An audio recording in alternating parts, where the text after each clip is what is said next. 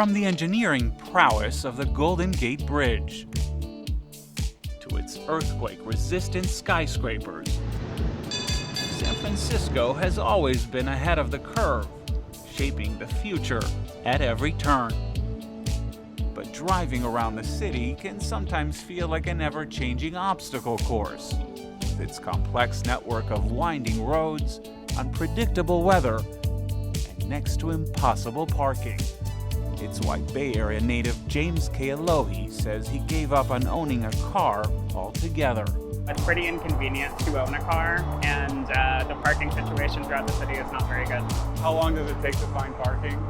Longer than it takes to get to places frequently. But today, James is about to take the ride of his life.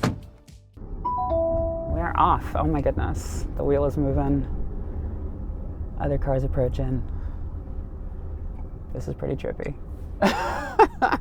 An employment director at the San Francisco LGBT Center, James often checks up on dozens of clients throughout the city. Getting to them is half the battle. But recently, the center has partnered up with Google's parent company Alphabet to help test its new driverless taxi Waymo. And this morning, James gets to take it on a solo spin for the first time. I remember being a child and seeing the Jetsons as a kid, and so this does seem incredibly futuristic. It may sound like science fiction, but driverless technology has accelerated in recent years. Waymo is one of the first companies to deploy a fleet of fully autonomous taxis in California and Arizona. So this is it? This is it. Software engineer Reed Morse took us on a tour of the company's depot in southeast San Francisco, where the cars park themselves for a quick cleaning and recharge. And how many of these cars do you have? Across the country, we have over 700 cars. We have a couple hundred here in San Francisco. These fully electric Jaguar I-Pace come with what the company calls its Waymo driver, a combination of hardware and software that serve as the car's eyes and ears. How far can these cars see? It's a great question. So on the very top here, you see our long-range LiDAR. That can see over 3 football fields, over 300 meters. Yeah, and there's a bunch of cameras. This car actually has 27 cameras as well. So that's really good for seeing at night and during the day, seeing long distances as well. And then the radars here, you have radars across the car. These are really good for things like rain, snow, and fog. You know, we have Carl the Fog in San Francisco. The radars are excellent for seeing through the fog. You can see on the screen up there a bunch of... But it's the view inside the car that will make even the most jaded reporter do a double take. This is amazing. These cars can watch for pedestrians, change lanes, and even make turns on their own. The company recently rolled out new features, including autonomous parallel parking during pickups and drop-offs, and better navigation around double-parked cars and construction. So there's nothing you need to do to make this car take over? Exactly. You can't take over. Yeah. In fact, if you touch the wheel, the car will come to a stop and ask you to please knock it off. Really? Yeah. Don't try that, but yes. It's hard not to be impressed. The car was able to recognize red lights and merge into traffic without a hitch. It's a bit slower and more cautious than your average driver, but that, Reed says, is by design. Do these cars ever go above the speed limit?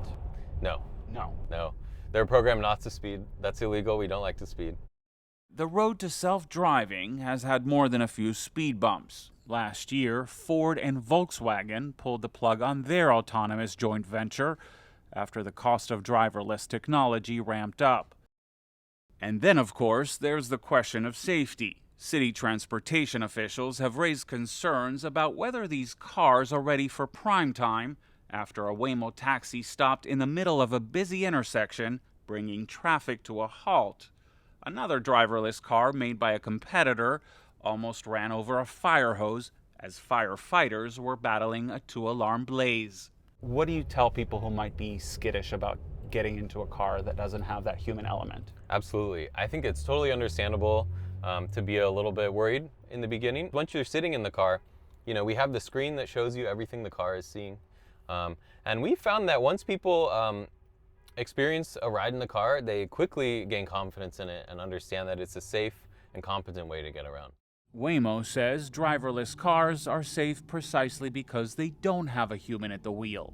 They don't drink, get tired, and they're never on their phones. With more than 1 million autonomous miles driven on public roads, the company has only had 2 collisions. In those cases, Waymo says, it was because their cars were rear-ended by distracted drivers.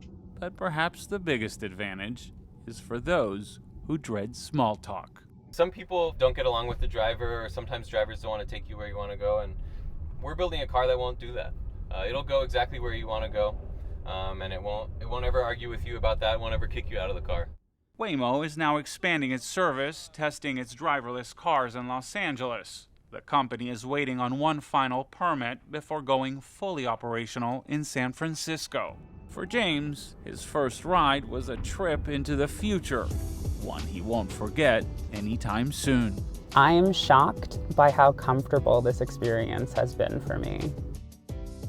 As for San Francisco, a city that's seen its share of quakes, this is a seismic shift in transportation, one that gives new meaning to the phrase, reinventing the wheel.